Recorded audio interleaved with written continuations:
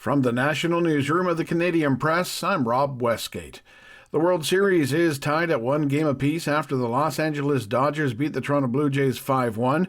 Now, despite the loss, fans are still enjoying the ride and feeling confident. Sean Redford took his father Bill to the game, and he told the Canadian Press afterward that the Jays may have lost home field advantage, but they are not out of the series. I don't think anybody expects Toronto to win this series against the big bad Dodgers, but we are the grittiest team in baseball, so every game is important, and I think it's going to go 6 or 7 for sure. The World Series now shifts to LA for Game 3 tomorrow night. Canada is committed to putting all the resources into finalizing a trade deal with the Association of Southeast Asian Nations as a whole by next year. That was the pledge from Prime Minister Mark Carney as he attends the latest ASEAN Leaders Summit in Malaysia.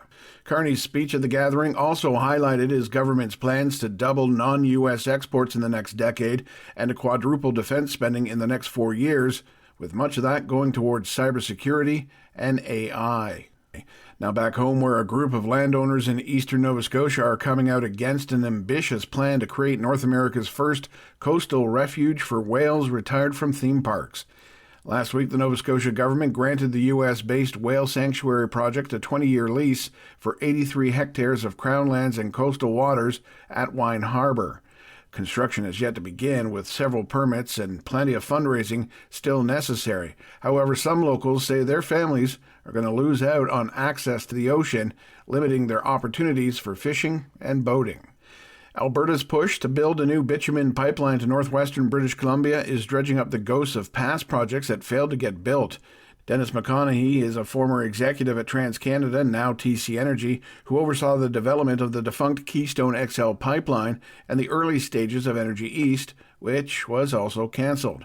He says the government of Prime Minister Mark Carney finds itself in a predicament as it tries to balance economic growth with climate action. Real economic values in play here, but the issues at hand for a government of Carney's orientation is how is that going to be rationalized to a government that still contends that it's serious about net zero in a world that isn't. The Alberta government says it's aiming to file a proposal this spring, and it has tabbed a committee of experts to help draw up a route and nail down other specifics.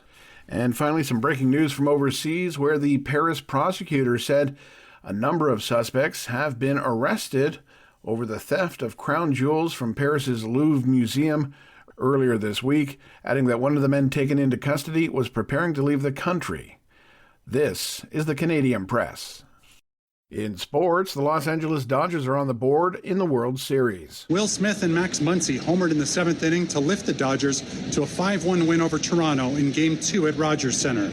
Toronto starter Kevin Gausman retired 17 batters in a row before giving up a solo homer to Smith.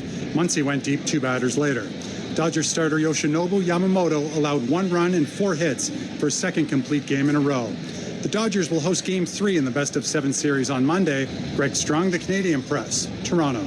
Elsewhere, the Seattle Kraken won their second straight NHL game with a 3-2 decision against the visiting Edmonton Oilers. The Washington Capitals were drubbed 7-1 by the Ottawa Senators. The Toronto Maple Leafs halted a 3-game slide with a 4-3 come-from-behind win over the visiting Buffalo Sabres, and the Montreal Canadiens outlasted the Vancouver Canucks 4-3. And finally, the BC Lions clinched second spot in the CFL's West Division with a 27-21 victory over the Saskatchewan Roughriders. From the Canadian Press, I'm Rob Westgate.